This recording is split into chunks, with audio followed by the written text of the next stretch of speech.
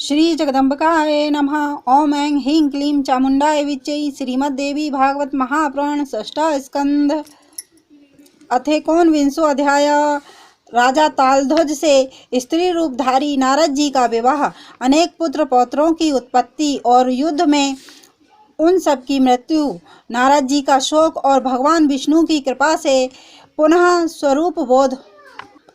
नारद जी बोले, हे विशाम्पते, राजा तालध्वज के यह पूछने पर मैंने अपने मन में सम्यक प्रकार से विचार करके उनसे कहा, हे राजन, मैं निश्चित रूप से नहीं जानती कि मैं किसकी कन्या हूँ, मेरे माता पिता कौन हैं और मुझे इस सरोवर पर कौन लाया है। अब मैं क्या करूं, कहाँ जाऊं, मेरा कल्याण कैसे हो सकेगा, मैं आश्रयहीन हूँ। हे राजेंद्र, यही बात सोचती रहती हूँ। हे राजन, देव ही सर्वोपरि है, इसमें मेरा पौरुष व्यर्थ ही है। हे भूपाल, आप धर्मज्ञ हैं, आप जैसा चाहते हो वैसा करें। हे राजन, मैं आपके अधीन हूँ, क्योंकि मेरा यहाँ कोई भी रक्षक नहीं है। मेरे ना पिता है, ना माता है, ना बंधु बांधव है, और ना तो मेरा कोई स्थान ही है। मेरे ऐसा कहने पर वे राजा तालध्वज काम आसक्त हो उठे और मुझ विशाल नयनों वाली की ओर दृष्टि डालकर उन्होंने अपने सेवकों से कहा, तुम लोग इस सुंदर स्त्री के आरोहण के लिए रेशमी वस्त्र से आवेष्टित एक मनोहर पालकी ले आओ, जिसे ढोने वाले 4 पुरुष हो, उसमें कोमल आस्तरण बिछा हो तथा वह मोतियों की झालरों से सुशोभित हो, वह सोने की बनी हुई हो, चौकोर हो तथा पर्याप्त विशाल हो। राजा की बात सुनकर शीघ्रगामी सेवकों ने मेरे लिए वस्त्र से ढकी हुई दिव्य पालकी लाकर उपस्थित कर दी। उन राजा तालध्वज का प्रिय कार्य करने की इच्छा से मैं उस पालकी पर आरूढ़ हो गया। मुझे अपने भवन ले जाकर राजा तालध्वज अत्यंत प्रसन्न हुए। किसी शुभ लग्न तथा उत्तम दिनों में राजा ने वैवाहिक विधि विधान से अग्नि के साक्ष्य में मेरे साथ विवाह कर लिया। उस समय मैं उनके लिए प्राणों से भी बढ़कर प्रिय हो गया। उन्होंने वहाँ मेरा नाम सौभाग्य सुंदरी ऐसा रख दिया। काम शास्त्रानुकूल अनेक प्रकार के भोग विलासों के द्वारा मेरे साथ रमण करते हुए राजा को आनंद मिलता था। राज्य के कार्यों को छोड़कर वे दिन रात मेरे साथ क्रीड़ारत रहते थे। काम कला से आसक्त उन राजा को समय बीतने का भी बोध नहीं रहता था।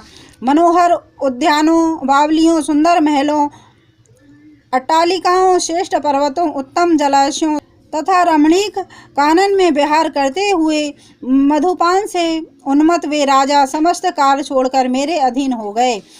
हे व्यास जी, उनमें मेरी भी पूर्ण आसक्ति हो गई और मैं क्रीड़ा रस के वशीभूत हो गया। मुझे अपने पूर्व पौरुष शरीर तथा मुनि जन्म का भी स्मरण नहीं रहा। ये ही मेरे पति हैं तथा इनकी अनेक पत्नियों में मैं ही इनकी प्रिय पतिव्रता भार्या हूँ। संपूर्ण विलासों को जानने वाली मैं इनकी पटरानी हूँ। इस प्रकार मेरा जीवन सफल है, ऐसा सोचती हुई मैं दिन रात उन्हीं के प्रेम में आबद्ध रहती थी तथा उनके साथ क्रीड़ारत रहती थी। इस तरह अनेक सुख के लोभ में मैं सदा उन्हीं के अधीन हो गई। मेरा ब्रह्म विज्ञान, सनातन ब्रह्म ज्ञान तथा धर्म शास्त्र का रहस्य पूर्ण रूप से विस्मृत हो गया और मैं उन्हीं में आसक्त मन होकर रहने लगी। हे मुने, इस प्रकार काम क्रीड़ा में आसक्त मेरे वहाँ विहार करते हुए 12 वर्ष एक क्षण की भांति व्यतीत हो गए। मेरे गर्भवती होने पर राजा को परम प्रसन्नता हुई। राजा ने विधि पूर्वक गर्भ संबंधी संस्कार कर्म संपन्न कराया। गर्भ के समय मेरी मनोवांछित वस्तुओं के विषय में राजा मुझे प्रसन्न करते हुए बार बार पूछा करते थे। तब अत्यंत प्रसन्नचित में लज्जा के कारण कुछ भी नहीं कह पाती थी। 10 माह पूर्ण होने पर ग्रह नक्षत्र लग्न तथा तारा बलयुक्त शुभ दिन में मुझे एक पुत्र उत्पन्न हुआ। राजा के भवन में पुत्र जन्म का उत्सव मनाया गया। पुत्र जन्म से राजा परम प्रसन्न हो गए। जनना सोच समाप्त होने पर पुत्र का दर्शन करके राजा को असीम प्रसन्नता हुई। हे परंतप, अब मैं राजा तालध्वज की अत्यंत प्रिय भार्या हो गई। 2 वर्ष के अंतर मैंने पुनः गर्भ धारण किया। यथा समय सभी शुभ लक्षणों से संपन्न दूसरा पुत्र उत्पन्न हुआ। तदंतर ब्राह्मणों का आदेश पाकर राजा ने इस पुत्र का नाम सुंधवा तथा बड़े पुत्र का नाम वीरवर्मा रखा।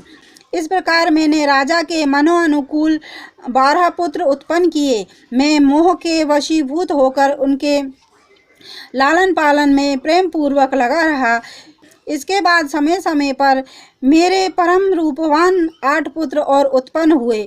इसमें सुख का साधनभूत मेरा ग्रस्त जीवन सर्वथा पूर्ण हो गया।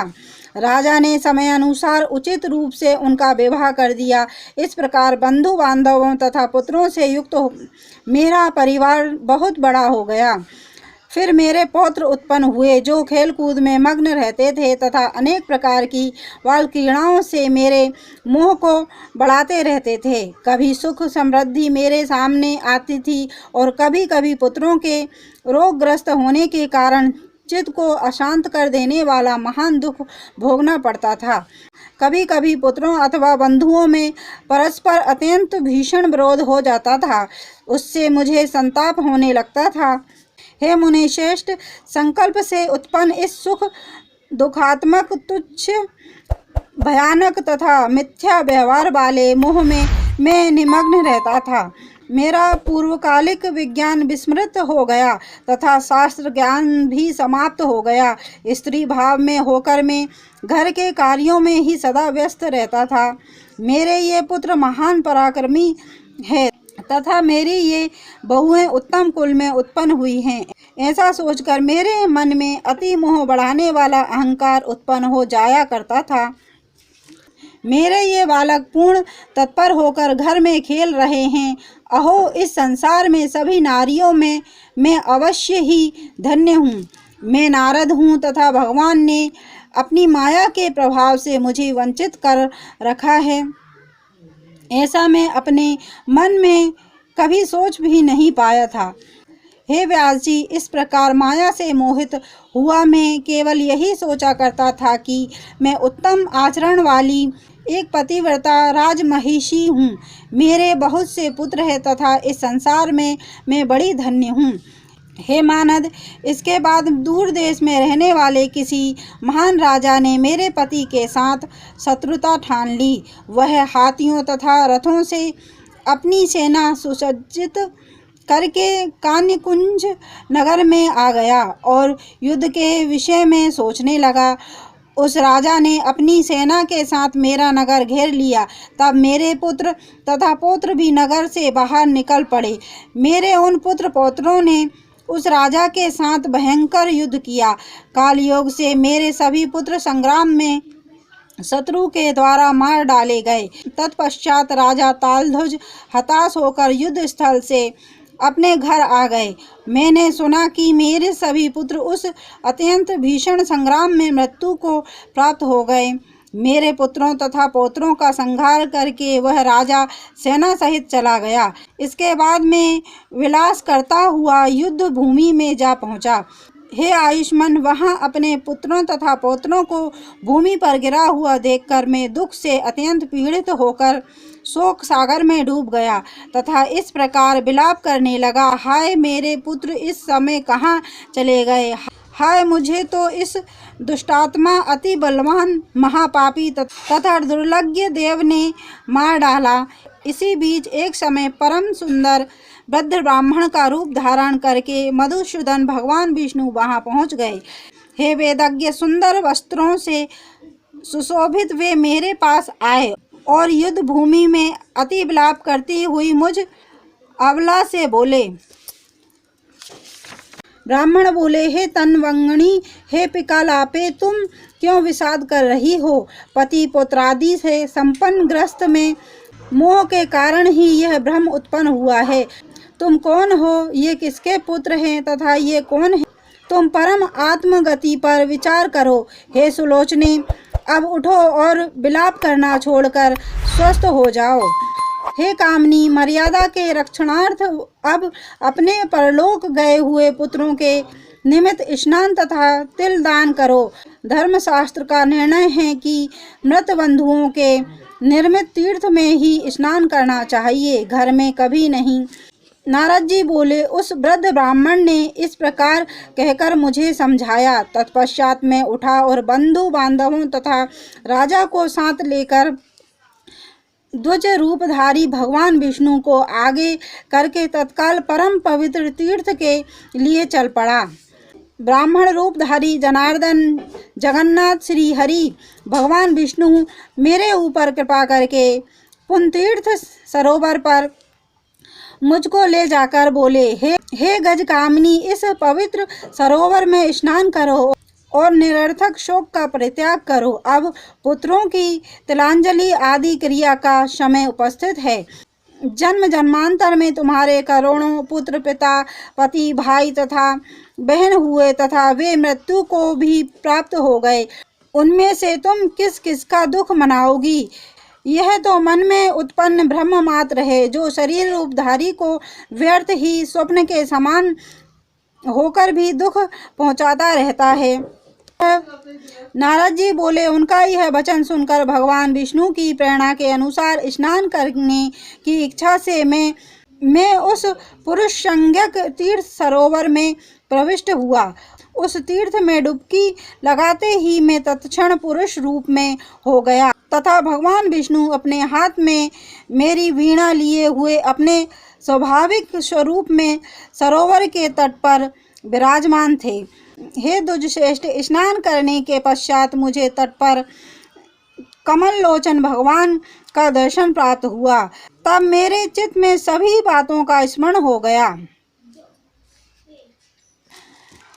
मैं सोचने लगा कि मैं नारद हूँ और भगवान विष्णु के साथ यहाँ आया था। माया से विमोहित होने के कारण मैं स्त्री रूप भाव को प्राप्त हो गया। जब मैं इस तरह की बातें सोच रहा था, उसी समय भगवान विष्णु ने मुझसे कहा, हे नारद, यहाँ आओ। वहाँ जल में खड़े होकर क्या कर रहे हो? अपने अत्यंत दारुण स्त्री भाव का स्मरण करके तथा किस कारण से मैं पुनः पौरुष भाव को प्राप्त हुआ, यह सोचकर मैं आश्चर्यचकित हो गया। इति श्रीमद्देवी भागवते महापुराणे अष्टादशसहस्रस्यां संहितां षष्ठस्कन्धे नारदस्य पुनः स्वरूप प्राप्ति वर्णनम नामेकोनत्रिंशो अध्याय। और देवी भागवत की महिमा सुनना अगर आपको पसंद है तो चैनल को लाइक एंड सब्सक्राइब करें। धन्यवाद।